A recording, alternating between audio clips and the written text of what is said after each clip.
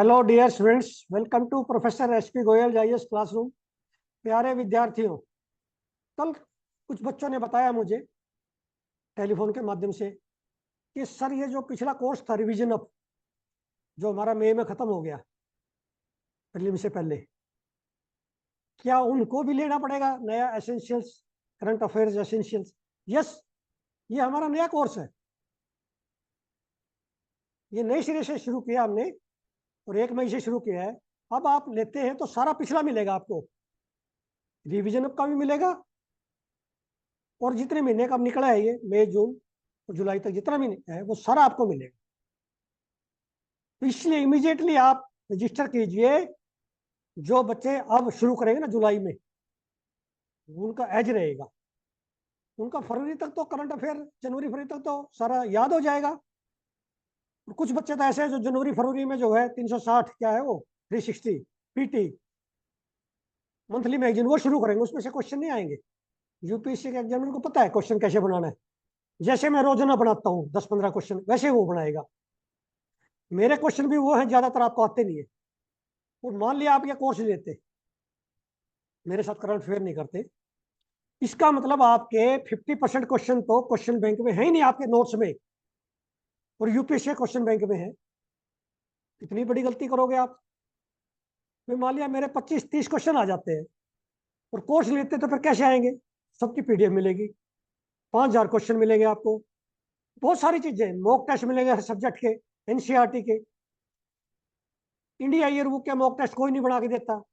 300 400 200 जितने क्वेश्चन बनेंगे, और है chapter wise, ancient India, medieval India, modern, chapter wise दूंगा ताकि आपको पता चल जाए मेरी प्रिपरेशन में क्या खामियां हैं।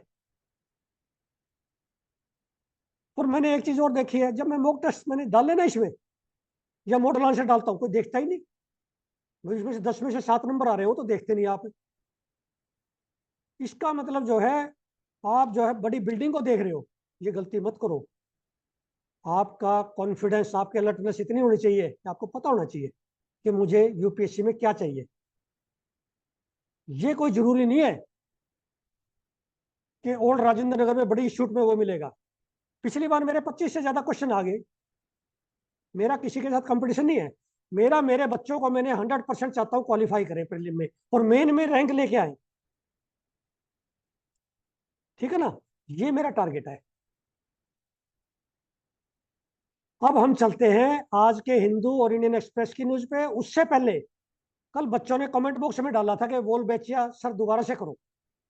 कोई बात नहीं, आप जितनी बार कहोगे। ये इस कोर्स की खास बात यही है, ये हमारा इंटरेक्टिव कोर्स है और आप मेरे से जुड़े हुए लगातार, ऑर्गेनिक रिलेशनशिप है फैकल्टी मेंबर, टीचर और शिष्य का। तो हम तो जो है, जो भी आप कहेंगे, जैसे मान लिया एग्रीकल्चर का है, कल को बायोलॉजी कंट्रोल है, इंटीग्रेटेड पेस्ट में कोई भी टर्म आती है, आप मुझे कमेंट बॉक्स में डाल दो कि सर ये एग्रीकल्चर की टर्म है, ये एनवायरमेंट की है, ये पॉलिटिकल, समझाओ मुझे। हमें 2 मिनट लगेंगे। अब बच्चों ने जैसे कमेंट बॉक्स में डालो वोल्वेचिया के बारे में, वोल्वेचिया ग्राम नेगेटिव बैक्टीरिया है। सबसे पहले तो ये आप जो ना लीफ देखो, ये टमाटो का लीफ है, इसके ऊपर जो है व्हाइट फ्लाई है और ब्लैक जो हो रहा है वो बायोलॉजी कंट्रोल है। वास्प है, एक वास्प का नाम है एनकोर्सिया फॉर्मोसा, ये बायोलॉजी का कंट्रोल है। मतलब एक जीव दूसरे को खा रहे हैं, ये सबसे बढ़िया है। ना इसमें पेस्टिसाइड डालना, ना इसमें कोई पैसा लगना, एक बार छोड़ दिए एजेंट, बायोलॉजी कंट्रोल एजेंट। तो एक तो इसमें यह बताया है vast world first agents of biological pest control, ये आपके प्रीलिम में आएगा। 4 दे देंगे, इसमें से कौन सा जो है बायोलॉजी कंट्रोल एजेंट काम करता है। ये मैं सारे एग्रीकल्चर की सीरीज में आपको बार बार लेके आऊंगा। एक तो ये पता चल गया बायोलॉजिकल पेस्ट कंट्रोल क्या होता है, ये हो रहा है यहाँ पे क्लियर। अब वोल्वेचिया पे आते हैं। वोल्वेचिया का खास बात ये है कि ये जो हमारा एडिस इजिप्टी है ना, मच्छर है जो Zika virus, dengue virus, chikungunya, yellow fever, ये फैलाता है, उसको ये रोक सकता है। जिस मॉस्किटो में वोल्वेचिया होगा तो उसमें वायरस नहीं आ सकता। ये फायदा है, पोटेंशियल कैंडिडेट है ये, वैक्सीन से भी बड़ा काम करेगा। अब इसमें यह बताया गया है यदि फीमेल वास्प जो है उसके एग में जो है ये वोल्वेचिया रहता है, और फीमेल ही बनेंगे, एग में रहता है, फीमेल ही बनेंगे। मेल नहीं बनेंगे उसमें वास्प में। यदि टेट्रासाइक्लिन से ट्रीट कर दो तो मेल बन जाएंगे, नहीं तो फीमेल बनेंगे। ये मैंने सारी स्टेटमेंट दे दी आपको, पीडीएफ मिल जाएगी आपको, चिंता नहीं करनी, इसमें कुछ नहीं छोड़ा मैंने। ठीक है, अब ये टेक्स्ट एंड कंटेक्स्ट में ऊपर छोटे छोटे न्यूज आते हैं 5, मैंने वही पकड़ लिए, सबसे इंपॉर्टेंट वही लगी। Smuggled star tortoise recovered. अब ये स्टार, इंडियन स्टार टोटोइज है, ये शेड्यूल 1 में है वाइल्ड लाइफ प्रोटेक्शन एक्ट के, और वल्नरेबल है। इस पे ही क्वेश्चन बना दिया, ये क्वेश्चन आपको भेज दिया जाएगा। अब ये इंडियन स्टार टोटोइज पे मैंने क्वेश्चन बनाया है, इसको सोल्व करना है आपने, देखना है कौन सी गलत स्टेटमेंट है कौन सी ठीक। अब ये 2 stealth frigates being built in Russia. अब ये हमारा 4 समझौता हुआ है 4 फ्रिगेट्स का। 2 तो रशिया में बन के आएंगी जिसका नाम है तुशिल और तमाल, और 2 जो है गोवा शिपयार्ड लिमिटेड में बनेंगी। ये पूछ लेते हैं तुशिल तमाल जो है ये कौन से कंट्री से आ रही है, किस कंट्री से बन रही है, बन के आएंगे, ये ऐसे क्वेश्चन आएंगे प्रीलिम में। अब ये बड़ा इंपॉर्टेंट है, हर बार एक क्वेश्चन प्रीलिम में आता है। Money bill, ordinary bill, parliament से तो 2 क्वेश्चन मान के चलो, हर बार पॉलिटी में आएंगे, इतना इंपॉर्टेंट चैप्टर है पार्लियामेंट का। लक्ष्मीकांत को आप पार्लियामेंट का 3-4 बार पढ़ के उसके इंपॉर्टेंट नोट्स बना लो। अब एक कॉन्स्टिट्यूशनल बेंच जो है बनाने जा रहे हैं, जुडिशियल रिव्यू करने जा रहे हैं मनी बिल्स पे, कौन से मनी बिल होने चाहिए।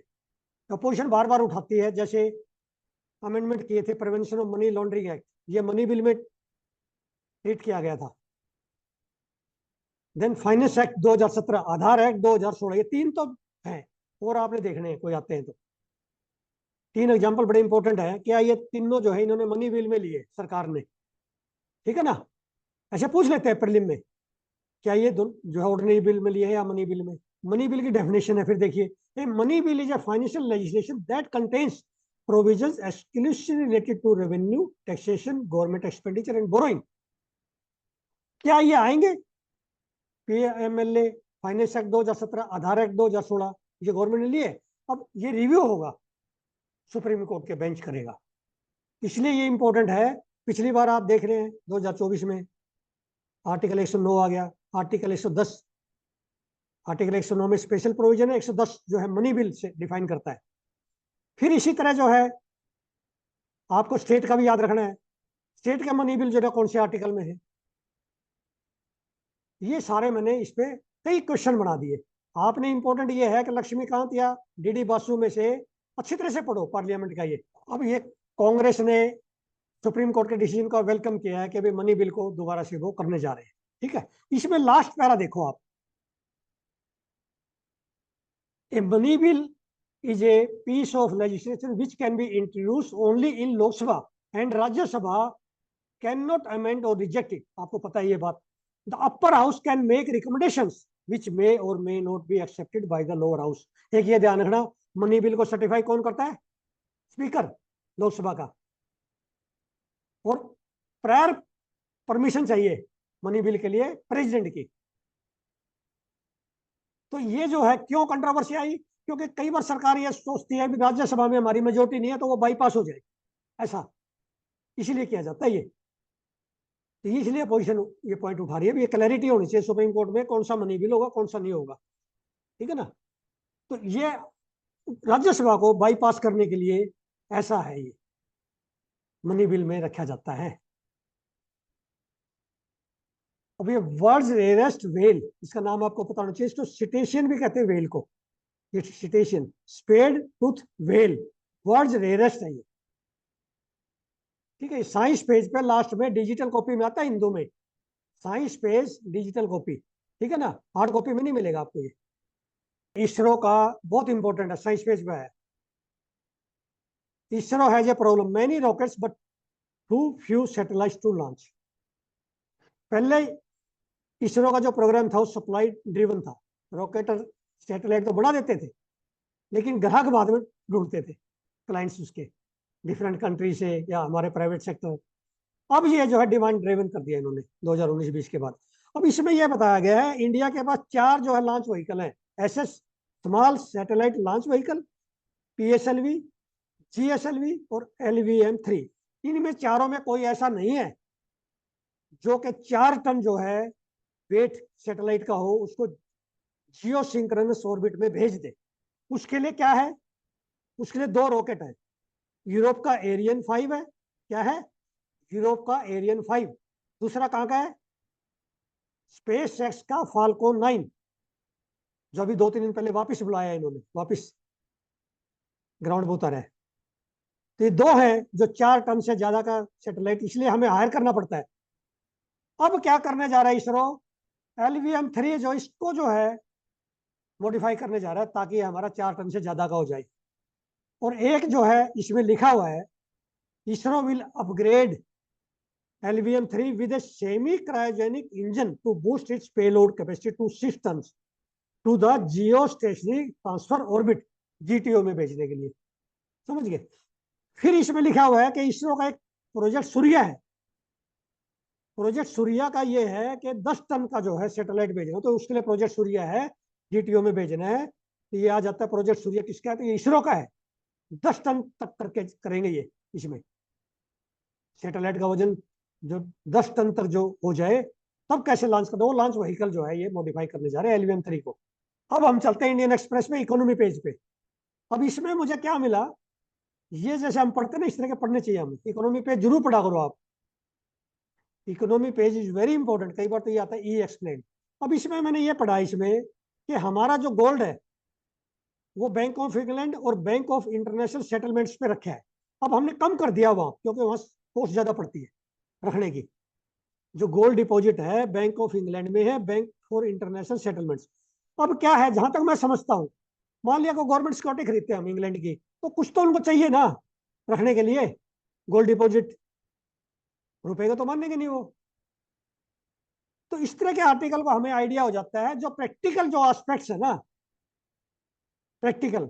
अब फॉरेन करेंसी की हमारी जो डबल होगी करीब करीब 5 साल में रिटर्न। तो ये आपने पढ़ने हैं कि हम गोल्ड क्यों रखते हैं बैंक ऑफ इंग्लैंड इंग्लैंड में।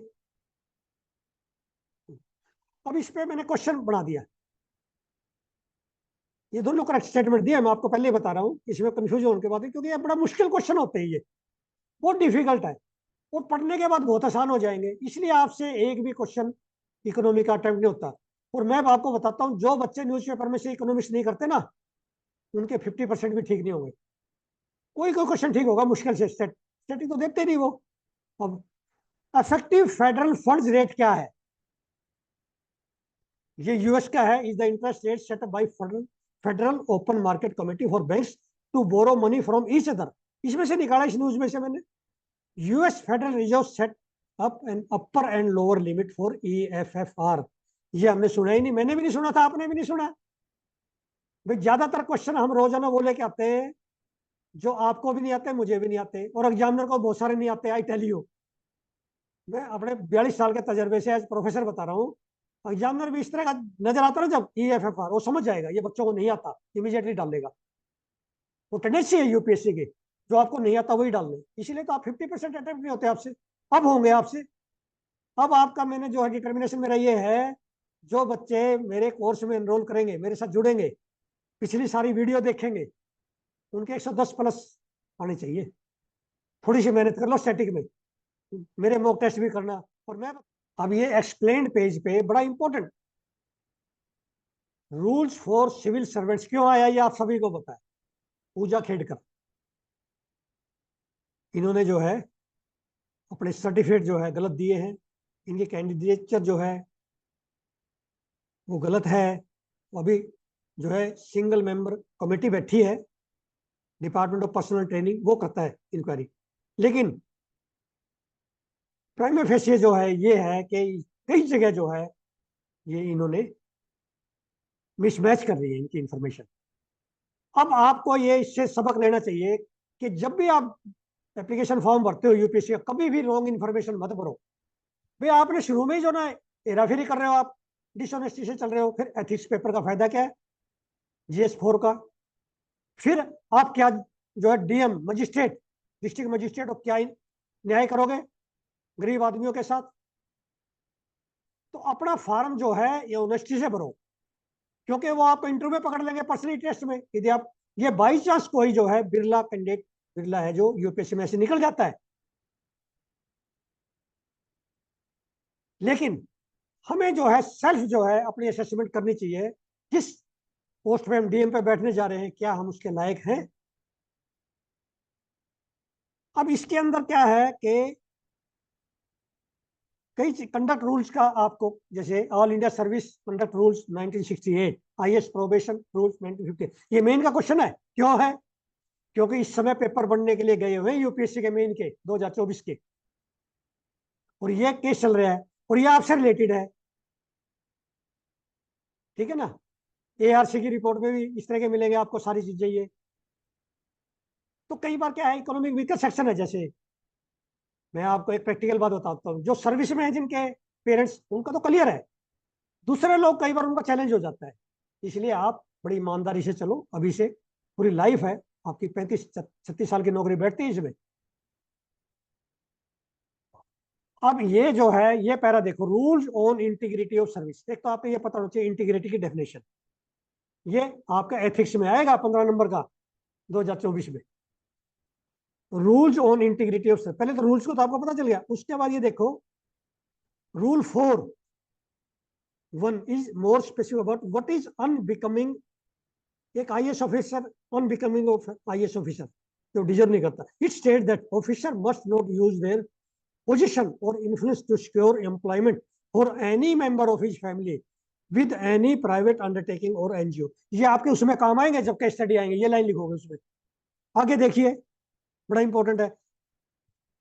इन 2014 government added a few sub rules, this included that officers should maintain high ethical standards, integrity, honesty. इसमें डिफरेंस देखना, इंटीग्रिटी ऑनेस्टी में क्या है, political neutrality, accountability, transparency, responsiveness to the public, particular to the weaker section, courtesy, आप विनम्र कितने हो, and good behaviour with the public.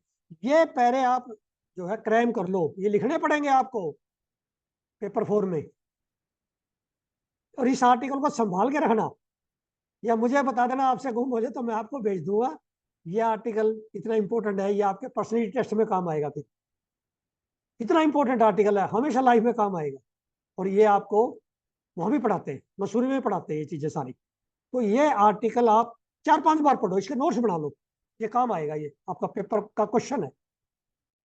अब ये है कि सेट ऑफ रूल्स है that govern the conduct of officers during probation period, जो 2 साल का प्रोबेशन है आपका, 2 साल का प्रोबेशन होता है ऑल इंडिया सर्विसेज में, ठीक है। इसमें क्या है, जब आप 2 साल एलबीएस लाल बहादुर शास्त्री लवासना में जाओगे ना, आपको 2 साल का है, सैलरी मिलेगी। अब इसमें यह कहा है कि तो डिसमिसल होता है एक डिस्चार्ज, इसमें क्या डिफरेंस है, इसमें बताया गया है, इसमें ये बताया है डिसमिसल क्या है, डिस्चार्ज क्या है, इसका आंसर आप ढूंढो। प्रोबेशन, प्रोबेशन में है ऑफिसर 2 साल का, उसमें वो डिस्चार्ज होगा या डिसमिस होगा, और रेगुलर है उसके बाद तो डिस्चार्ज होगा, डिसमिस होगा। इस तरह के आप जो है ये नोट्स बना लो इसमें से, ये मेरे लिए बड़ा इंपॉर्टेंट है, बड़ा अच्छा आर्टिकल है। प्यारे बच्चों, आप रोजाना देखते हो वीडियो में, मैं 10-15 क्वेश्चन आपको 4-4 स्टेटमेंट के ऐसे बना के देता हूं जो कोई सोच ही नहीं सकता। मुझे भी नहीं पहले दिन पता होता कल को मैं क्या क्वेश्चन दूंगा न्यूज़पेपर से, दोनों से, 2 न्यूज़पेपर से। मान लिया आप न्यूज़पेपर पढ़ने का आपके पास 1 मिनट का समय नहीं है, तब भी आप जो है 11 लाख बच्चों में आगे खड़े होगे लाइन में जब पेपर दोगे। 25+ क्वेश्चन तो मुझे पूरी उम्मीद है कि आपके ठीक हो जाएंगे करंट अफेयर के, बिना न्यूज़पेपर पढ़े। क्यों? क्योंकि मैं कुछ छोड़ता ही नहीं 4 घंटे में, एक एक क्वेश्चन जो है एक्सट्रैक्ट करता हूँ, स्ट्रक्चर करता हूँ, फिर मैं जो है टेलीग्राम पे डालता हूँ, कम्युनिटी पे डालता हूँ। उससे भी पिछली बार 4 क्वेश्चन आ गए कम्युनिटी से 2024 में। क्वेश्चन कोई छोटा बड़ा नहीं है, मैं वो आस्पेक्ट देता हूँ, प्रैक्टिकल आस्पेक्ट देता हूँ, एप्लीकेशन देखता हूँ कि पब्लिक के लिए क्यों इंपॉर्टेंट है ये क्वेश्चन। आप जब डीएम बनोगे तो आपको कहाँ काम आएगा, मैं बड़े आगे की सोचता हूँ, पिछले अगले 30-35 साल की। तो आप, यदि आप अलर्ट हैं, आप समझदार हैं, ये ना सोचे कि मैंने जो है 2 लाख रुपए दे दिए इंस्टीट्यूशन को, बहुत बड़ी इंस्टीट्यूशन ज्वाइन की है, वहां सब कुछ हो जाएगा। करंट अफेयर मैं आपको यह सलाह देता हूँ, आप मेरे साथ कीजिए। यदि आपने फर्स्ट चांस में प्रीलिम और मेन निकालना और रैंक लेना है। ये मेरी सलाह है आपको, एडवाइस है। एक 42 साल का जो प्रोफेसर है, फैकल्टी है यूनिवर्सिटी की, वो आपको बता रहे हैं। यदि आप मेरी 2-3 वीडियो देख के आप जज करो कि आपको क्या चाहिए। रोजाना क्वेश्चन अभी तक इंडिया में कोई नहीं निकाल रहा आपके लिए। यदि रोज निकल जाए तो आप रोज करके याद कर दो और वीकली रिवीजन दे दो, आपके सारे ठीक हो जाएंगे करंट अफेयर के। इसी तरह स्टैटिक की तैयारी करो क्रिटिकली। तो मुझे पूरी उम्मीद है कि आप इस कोर्स को आज ज्वाइन करेंगे जल्दी से जल्दी, ताकि लेट ना हो। किसी तरह से 1 मिनट भी वेस्ट मत करो आप, ये आईएएस का एग्जाम है। दूसरा, अपॉइंटमेंट लो, चाहे आपने एनरोल किया चाहे नहीं किया। 11-12 लाख बच्चे जितने भी हैं, इवन जो बच्चे 26 में देंगे, 27 में देंगे, वो भी अपॉइंटमेंट ले सकते हैं मेल पे कि सर कैसे तैयारी करें। मैं आपका ऐसा शेड्यूल बना दूंगा, आप पहले चांस में आपका जो है आईएएस बन जाओगे आप, यदि मेहनत करोगे। Thank you very much, take care.